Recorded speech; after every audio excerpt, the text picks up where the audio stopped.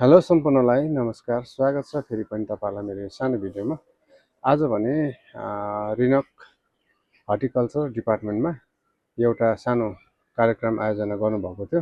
विशेष गरेर फार्मर्सहरुलाई लिएर एउटा सरसामानहरु वितरण गर्ने कार्यक्रमहरु राखिएको थियो र मैले पनि केही सरसामानहरु पाएको छु। केही भन्दा पनि मेरो लागि एकदमै महत्त्वपूर्ण कुराहरु मैले पाएको छु अनि त्यो तपाईहरुलाई देखाउन गइरहेको छु।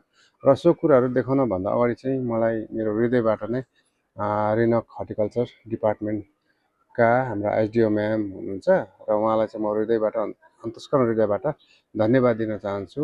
किनभने म जस्तो एउटा फूल कृषकलाई यी सामानहरु दिएर चाहिँ ठूलो सहयोग गर्नुभएको छ र हामीले किन्नु पर्यो भनेदेखि त त्यो धेरै माथिको कुरा हुन्छ।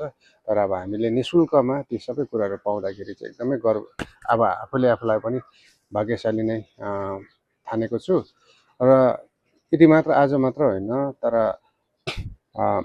अघिल्लो समयहरुमा पनि उहाँले धेरै सहयोगहरु गर्नुभएको छ। जस्तै मलाई विभिन्न प्रकारको मलदेखि लिएर भर्मी कम्पोस्ट हैन, त्यस्तै प्रकारको पेस्टिसाइडहरुदेखि लिएर थुप्रै कुराहरु उहाँले दिनै रहनु भएको छ हैन। हामीलाई एउटा सरसामानहरु दिएर पनि सहयोग गरिरहनु भएको छ र एउटा मोरल सपोर्ट उहाँले एउटा इन्करेजिङ वर्डहरु बोलेर पनि हामीलाई सहयोग गरिरहनु भएको छ। र ढिलो नगरी तपाईहरुलाई म सामान देखाउने छु। र यो चाहिँ विशेष एकदमै राम्रो खालको क्यारेट अरे। यो चाहिँ अब हामीले केहरु बोक्नु पर्छ हैन, मलहरु बोक्नु के गर्नको लागि चाहिँ यो एउटा दुईटा क्यारेट हामीलाई दिएको छ भने यो छ है प्लास्टिक सिलिङ मेसिन। यो चाहिँ हामीले कुनै यो हिट हुँदो रहेछ र यहाँ चाहिँ हामीले प्लास्टिकहरु चाहिँ यसरी तताएर चाहिँ यसरी ट्याप्पै गर्दा चाहिँ हामीले बन्द गर्न सक्छौं। र यो एउटा टुल्स पाएको छु र यो चाहिँ के हो अब यसको थाहा छैन। यो प्लास्टिकहरुको डोरी कस्ने जस्तो मलाई लाग्दैछ है। र यो चाहिँ सिल गर्ने अहिले मैले बुझेँ, यो चाहिँ कार्टुन प्याक गर्ने रहेछ। तपाईलाई यो पनि गरेर देखाउँछु। तर त्यसको लागि चाहिँ हामीले एउटा डोरी किन्नु पर्ने हुन्छ र डोरी सँगसँगै एउटा लक किन्नु पर्ने हुन्छ। पहिला यसले चाहिँ डोरी तन्काउनु पर्छ। अहिले यो खालको डोरी पाउँछ। यो खालको डोरीलाई चाहिँ हामीले यसो गरेर तन्काएर यो खालको डोरीलाई तन्काएर चाहिँ पछि देखाउँछु। अहिले त यो डोरी छैन, यस्तो रहेछ। यो यसले तन्काउने र यसले चाहिँ पन्चिङ गर्ने, त्यो बीचमा लक हुन्छ नि त्यसलाई चाहिँ पन्चिङ गर्ने यो रहेछ। यसले पन्चिङ गर्छ, यसले चाहिँ डोरी टाइट गर्छ, कार्टुनको डोरी टाइट गर्छ है यो। र एउटा बोरोवेल दिनुभएको छ। यो बोरोवेल पनि अहिले हामी मार्केटमा किनौँ भने त निकै परिहाल्छ, तर उहाँहरूले सित्तैमा दिनुभएको छ। यहाँनिर ठुलो चक्का पनि 12 इन्चीको रहेछ, निकै ठुलो रहेछ। 12 इन्चीको चक्का रहेछ र यसरी बोरोवेल दिनुभयो। र यस्तै प्रकारले यहाँनिर मसरुमको सिडहरु यसरी मलाई दिनुभएको छ। अब मसरुम पनि चाँडै म रोप्दैछु र यसरी यी सबै कुराहरु दिएर चाहिँ हामी कृषकहरुलाई उहाँहरूले सहयोग गरिरहनु भएको छ। एकदमै हामी रिनक हर्टिकल्चर डिपार्टमेन्ट प्रति र हाम्रो एसडिओ म्याम प्रति र सम्पूर्ण हर्टिकल्चर डिपार्टमेन्टका सम्पूर्ण स्टाफहरुलाई पनि म धन्यवाद दिन चाहन्छु। किनभने उहाँहरु पनि आएर हाम्रो फिल्डहरु भिजिटहरु गरिदिनुहुन्छ र हाम्रो खाँचोहरु के छ कसो छ भनेर चाहिँ उहाँहरूले चाहिँ एसडिओ म्यामलाई गएर सुनाइदिनुहुन्छ, भनिदिनुहुन्छ र हाम्रो फिल्ड भिजिटमा आएर उहाँहरूले हाम्रो समस्याहरु बुझिदिनुहुन्छ। एकदमै उहाँहरूलाई पनि म धन्यवाद दिन चाहन्छु।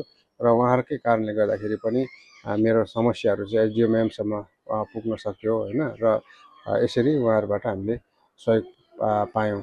र साथसाथैमा बिर्सनु हुँदैन, हाम्रो अमित सर हाम्रो आत्माबाट हुनुहुन्छ, एटीएम सर, र उहाँले पनि हामीलाई आज त्यो ठाउँमा जानको लागि है एउटा फूल लगेर एउटा स्टल लगेर जानु भनेर उहाँले हामीलाई इन्करेज गर्नुभयो र हामीले फूल पनि बेच्यौं। प्लस फूल सँगसँगै हामीलाई फेरि पनि हामीले सामान लगेको बापत हामीलाई त्यहाँदेखि पैसाहरु पनि लिफाहरु पनि दिनुभयो हैन।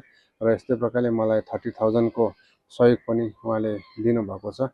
म एकदमै धन्यवाद दिन चाहन्छु। किनभने हामीले त्यो सानो कुराहरुले पनि हामी ठुलो कुराहरु गर्न सक्छौं भने मेरो लागि चाहिँ ती सबै कुरा आज मैले पाएको जे जति छ त्यो चाहिँ मेरो लागि चाहिँ एकदमै ठुलो कुरा भएको छ।